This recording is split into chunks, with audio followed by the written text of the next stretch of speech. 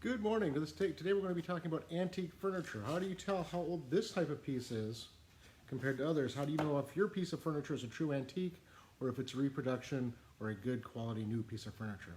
My name is Jason Roski. I'm the KC Auction and Appraisal company here in Kansas City, and I appreciate you watching. I'm going to turn over here real quick and share this on my page.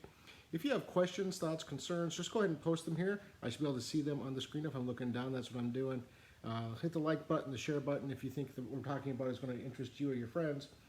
And without further ado, let me hit the share button on this question right here.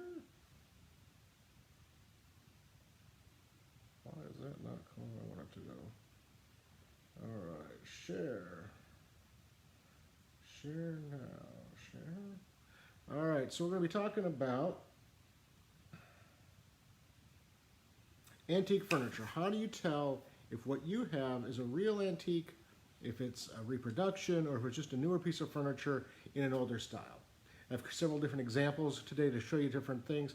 But again, like I said, if you have questions, please let me know. We love to answer questions during the video. It makes it much more engaging for everybody, and it just kind of keeps the flow going. So without further ado, some of the things that we look for, that our buyers are looking for good quality antiques, are true signs of age. And what are those? Well, it could be the finish on it. It could be how it's waxed, if there's shellac or varnish and all those things. And those are really, hi Rachel, thanks for watching.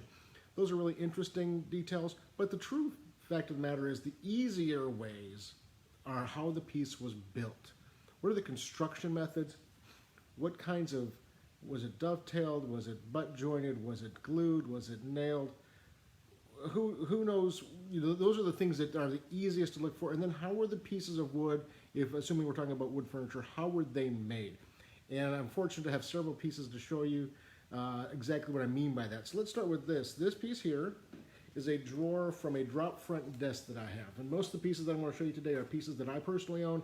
They're in my office. And it just worked out such that I had most examples to show you what we're talking about today.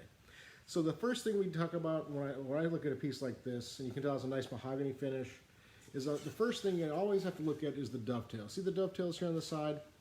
It's called a dovetail because the space between the pins, the pieces coming off of the front board are called pins. This negative space, the lighter colored wood on this piece, for example, that's called the dovetail because it looks like the tail of a dove, obviously. These are really finely cut, but they're all cut by hand. You see this little line right here at the back side of all the pins, all the tabs? That's where the craftsman scribed the piece. That's how deep he needed to cut, and that's where he needed it to line up. And so those are the first things we look at, is how were the dovetails made? Were they made by hand like this? Or, let me grab this piece here. That got a little loud. Or were they cut by a machine, like in this piece? This is from a little spool cabinet. This one's on this side. See that? Those are all perfectly symmetrical, and they're perfectly straight, and there's no way you could cut that by hand. Also, this is an unusual dovetail, and kind of like a finger dovetail, where they're just straight in. So it's kind of a nesting dovetail as opposed to a true, overlay dovetail like you see in most pieces. But that had to be done by machine. And that's important because machines of this quality really are not around until 1900. Give or take a few years depending upon where in the country you are and where the piece was made is going to determine when the dovetail, when they got the machinery. Everything in this country starts in the East Coast and moves west. I mean, that's always been the way in this era, in this generation. Nobody came to California and moved east. Everybody started on the East Coast and moved west. And so the machinery is the same way. All the original manufacturing was done out east and moved slowly west. That's why you see more pieces from Boston and New York and Baltimore than you do from, say, Cleveland or from Grand Rapids or from Chicago or any other city. The further west you go, just the newer the pieces have to be because there were not people living there, and the machinery hadn't traveled across country either. So this spool cabinet is probably from the 1920s, 1930s, based on that dovetail, also based on these pulls. They're kind of a nice little, simple pull. So we look at the hardware of a piece too, and look for those kind of factors to help determine how old something is. I don't have, let me see if I have an empty drawer on my big desk here. I don't. But basically, on a newer piece of furniture, you're going to see dovetails that line up really perfectly. And you can tell when you look at them that they're going to be really, really perfect. Another construction technique that we see regularly. Hi Dennis, thanks for watching, and Tracy and Rachel again, thanks for watching. If you like this, hit the like button, hit the share button, let your friends and family know you're watching. If you have questions, go ahead and post them. I'll be happy to answer them. So let me show you this. This is a drawer from the big cabinet behind me that you see in all of my videos.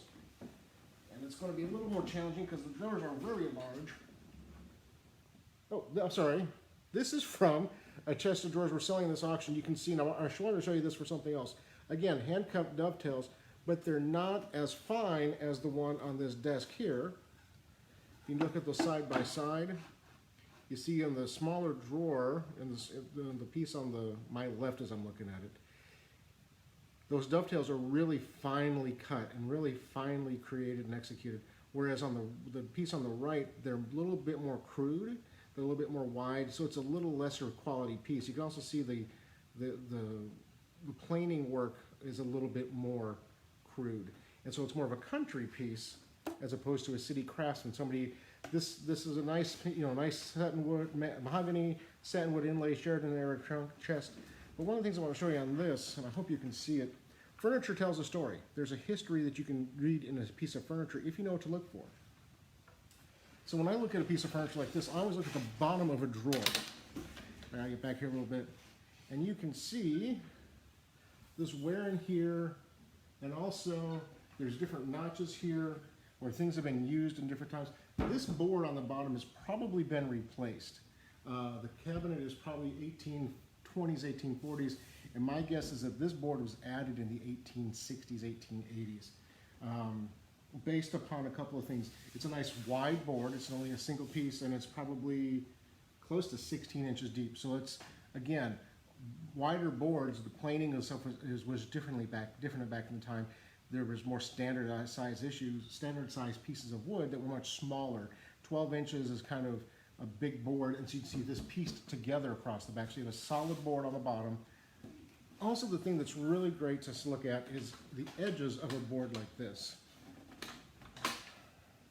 You can kind of tell, it's hard to show, the edges towards where the bottom, this is the bottom of the drawer, where it joins the sides and the front, you can tell that it's hand planed.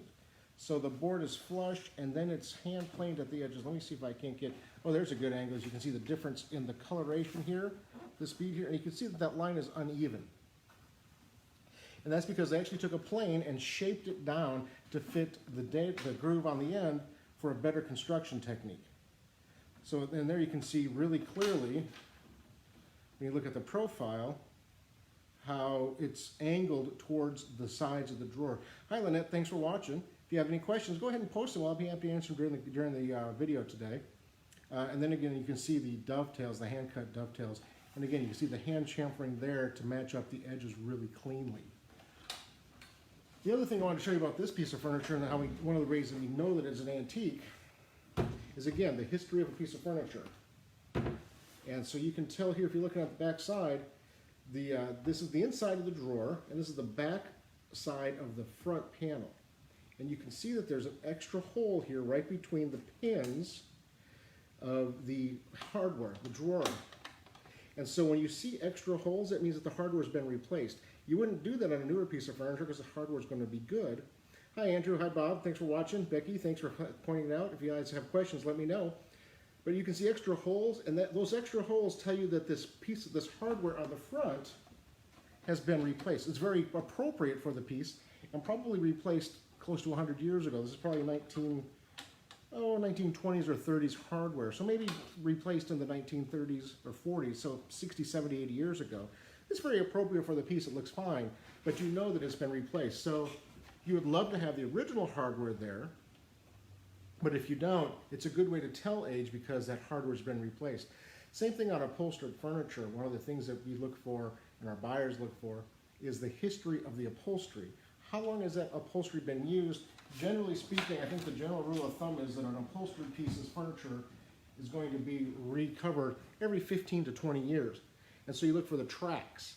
When you pull the upholstery back, every time there's upholstery, there'll be a new line of nail holes because, or staple holes, because when the new upholstery is attached, you have to, attach it to the wood. And so every row, every line is another generation of usage. And so that's a good way to tell age on upholstered furniture. And again, like I said, every 15 to 20 years on average is when pieces get reupholstered. Hi Ann, thanks for watching. If you have any questions, let me know. I'll be happy to answer during the video here. I want to show you guys one more quick technique. So this is from the cabinet behind me. And so we're talking about the age of furniture and things to look for quality furniture. And one of the things that I know that our buyers are looking for is the construction technique. We've been talking about that a lot in this last 10 or 15 minutes. And this is an antique piece of furniture. It has a lot of really interesting things going on about it. This piece behind me was made here in Kansas, actually, in about 1880, 1890, according to the family lore of the family I bought it from. But you can see that the sides are just a butt joint. They basically took this board and nailed them together, which is the most simple, most efficient way to attach it when you're making it. Obviously, it's the least strong and takes the least amount of time to create, so it's not a highly sought after technique here. What's interesting is they did that, but they also hand chamfered the boards on the back, on the bottoms of the drawers. So that's all hand planed. Again, see the seam boards here? You can see there's two different boards. So they took, again, post, big board. So you have two smaller boards here. This is only about, like I said, about 12 inches, like I talked about. This is about 6. They took two boards to make the one bottom. You can see the seam, but they hand chamfered it to fit the back to give it a little bit more stability. That's a really interesting thing. But if you look at the cabinet behind me, one of the other things that's really interesting about it, and you can kind of tell, look above me on the doors. In the center up here, I'll go ahead and stand up and show you. Yeah, I guess these are actually pinned, so it's a mortise and tenon. And so you have the two boards connecting, and then they do a pin through it to stabilize it so it wouldn't twist and twerk and get out a square. But look on the edge here and here and here. Those are all screws. So they used every kind of construction technique that you could imagine. So it's really kind of a fun homage to making a piece of furniture. And in a lot of ways, it's really a piece of folk art because this is truly a piece that, a husband made for a wife in the winter when they were, obviously they couldn't farm because they're covered with snow and the ground's frozen. So you see a lot of country pieces made like that. Again, thank you all so much for watching. We had a lot of people watching today, a lot of good, thanks for all the waves and the hellos and everything else like that. We do this pretty much every week, the weekly questioner behind the gavel with Jason. It's kind of a quick rundown. We're going to kind of sign off here in just a minute. If you have any last minute questions, go ahead and post them. But those are the things that our buyers are always looking for, the quality of the construction technique. Other things that we didn't even get a chance to get into is if it's machine made, it can't be made before about 1890. Oh, this is a great one. I don't even have a piece of furniture like this. This is called a cove and pin, and I colored the front board of this. I don't have any piece of furniture in the building like with this construction technique right now. But I wanted to show it to you because it's another antique style, antique construction method there's a small window of time when this was used, about 1885 to 1895. This is all machine done. You can see the perfect, and of course I colored these in to kind of make them stand out. But if you saw this picture online, if you saw a piece of furniture, these pegs are all perfectly round. And so they were cut with a machine, and these coves are all perfectly half round. Again, cut with a machine. And so that was a great early style of the introduction of the Industrial Revolution to furniture, was this right here. This is the precursor to the machine cut dovetail. The other thing that you want to look at when you talk about machine cutting and machine making furniture is if you see, I don't have anything I can show you really well, the hand planing we talked about, but boards, when they were run through the sawmill prior to about 1890 or so, the saw cuts will be circular because they were big round saw blades. They were run through a mill and they would cut in a circular pattern because that's how a saw blade spins. At about 1890 or so, the saw cuts go vertical because it's more of a bandsaw type, and so the machine's cutting straight up and down. It's not running in a circle, and they could produce more wood, more board feet that way in a more quickly, in a more efficient time frame. And so you'll see that if you look closely at furniture, you can oftentimes see that on a piece like this, this has been really finished well, so you can't see any cut marks on the bottom of this. This is also interesting. It's got an Allen Roberts Antiques from Pound Ridge, New York. You want to be able to look at those things. If you know who sold it at some point in time, that can help you out as well. We had a Seymour desk come through the office about 5 years ago. And the Seymour brothers were a top-notch furniture-making family in the Boston area, 1760, 1780, in that time frame, 1800. And we had a family here in town, had a desk that looked right. I mean, when I first saw the pictures, I gasped out loud. When I saw the piece of furniture in person, it really looked really good. And in the research of it all, we found that they had been bought in the 1930s from Tuck's Antiques up in Massachusetts, I believe. And we showed pictures to some experts on the East Coast, and they all thought it looked right. They loved the story. There was a direct family line to the 1930s buying it at the antique store. But come to find out, that antique shop in particular was known, and is still known, for taking pieces of old furniture and making them look like something better. And so that's what we had there. So you really have to be careful sometimes before you spend real money on significant money for you on a piece. Make a phone call to somebody you know who understands the markets and understands what you're looking at really well, the things to look for. Yeah, it's a great thing to keep in mind when you're looking. Also, if a piece of furniture has a company stamp on it, you can look up that company and find out when they were in business. If it has a retailer's tag on the back, sold by Heckman Furniture, or sold by whomever the retailer is, you can look up that furniture company, know that they were in business from X point to D point. One last thing I want to show you. Just because a piece has old construction techniques doesn't mean that the piece is old. This is a drawer from a miniature blanket chest that I have, and it has great tiger maple look to it. Beautiful hand-cut dovetails, hand-chamfered bottom drawers. Everything looks right. The nails are newer. That could be added later. But I know that this piece is a craftsman-made piece, probably from about 30 years ago. I bought this in an antique design shop years ago because I just love the piece and the form. It's a great little cabinet, but it is truly a new piece of furniture. It still has value. It's well built in the antique style. Grandmother was 110 when she passed, has 4 houses, time capsules. Absolutely, Mary. That can be overwhelming with 4 houses especially. That's a lot to go through. You want to keep in mind that just because your grandmother was 110 when she passed, not everything in her house is over 110 years old.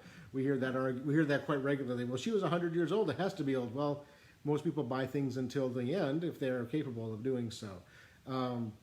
But understanding the things, just because a piece has old construction techniques doesn't mean it's an old piece. A lot of people over time and still today take old pieces and make newer pieces out of them. Remember this: you cannot have a machine-made piece and be an antique. If there's machine work on it, it cannot be more than about 120 years old, unless those pieces were added to it later. But conversely, just because a piece has good hand quality details to it doesn't guarantee that it is an antique piece of furniture. Things we'll talk about in future episodes is how to check the finish, how to check the patination, oxidation. When you have an old piece of furniture, it absorbs the environment it's in a way that a new piece just can't.